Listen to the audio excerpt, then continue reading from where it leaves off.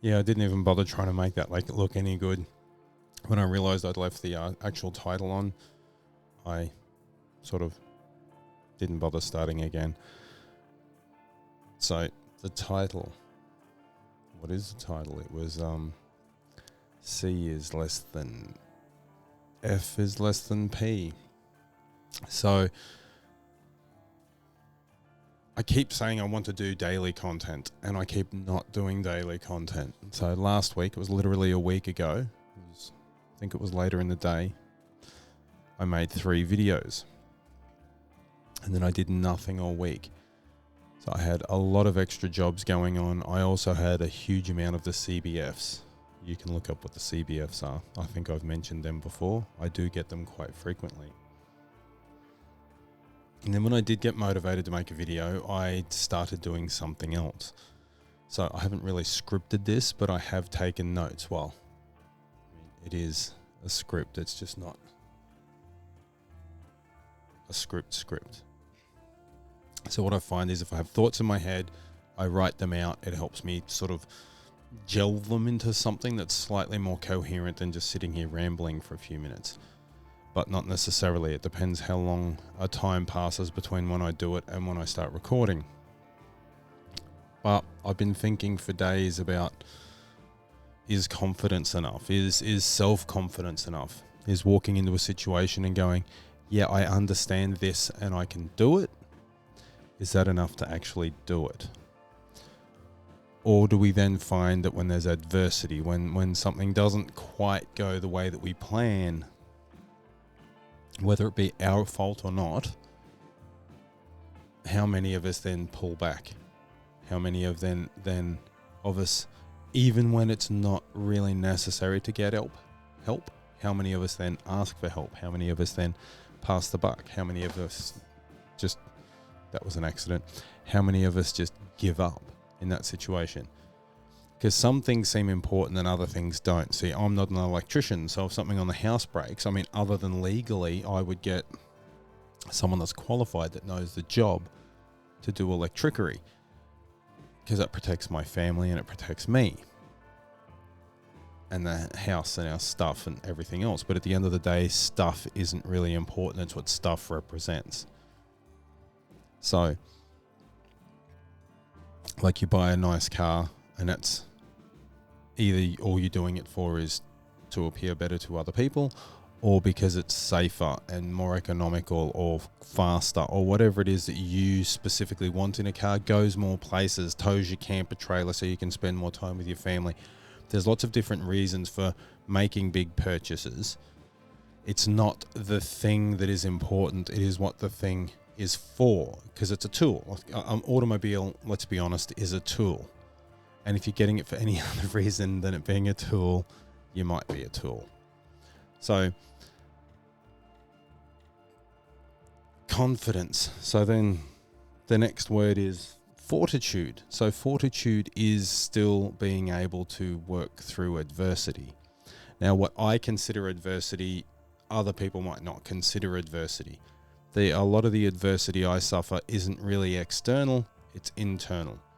It's the little demons that sit on my shoulders and tell me that I can't and that I'm not good enough. And regardless of where that's from, regardless of if it's a byproduct of my upbringing or it's something that I've allowed to grow myself, because there's been a lot of growing myself up, or not, depending on who you speak to. So that would then, in theory, make fortitude more important than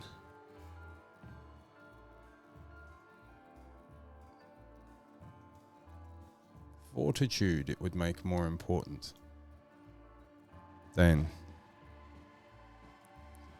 confidence. So fortitude, courage in pain or adversity. So pushing through things. Now I think courage is a word that we have been misappropriating lately. Oh, they're stunning and brave. They're courageous. Not necessarily. So the real thing would be pragmatism. Being pragmatic. dealing with things sensibly and realistically in a way that is based on practical rather than theoretical considerations.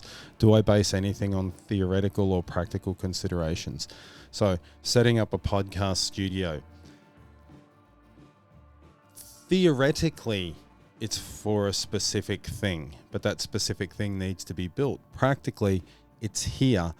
I've spent money on it. My family spent money on it. I've spent time on it. So practically, I should be using it for the purpose for which it has been created.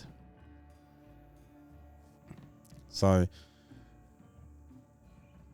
I think if I approach everything pragmatically rather than any other way, just it's got to be done, I'll just do it. It's like mowing the lawn. I absolutely appall mowing lawn. So the pragmatic solution to that problem wasn't to just get in and mow the lawn, but it was to get my father-in-law, who doesn't mind mowing the lawn, to mow the lawn. He gets a bit of pocket money. I keep his lawnmower going because I don't mind doing that mechanical stuff, but I just do not like mowing the lawn.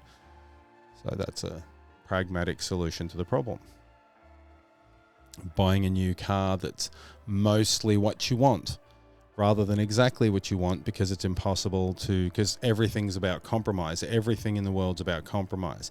So the law of supply and demand is this many people want this specific thing, and there might be a bunch of other things that they want as well within that specific thing, but you can't necessarily fit all of it into that specific thing. So it might not have as good a touchscreen. It might not have as good a stereo. It might not have, fully 6 subwoofers. There might be a bunch of stuff within that vehicle that you personally have to compromise on to meet the specific task that that tool you are buying is for.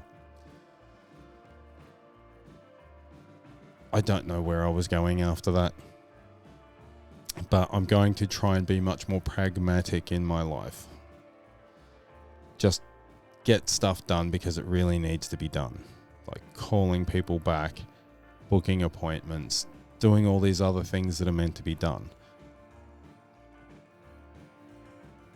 And that's all I've got to say about that.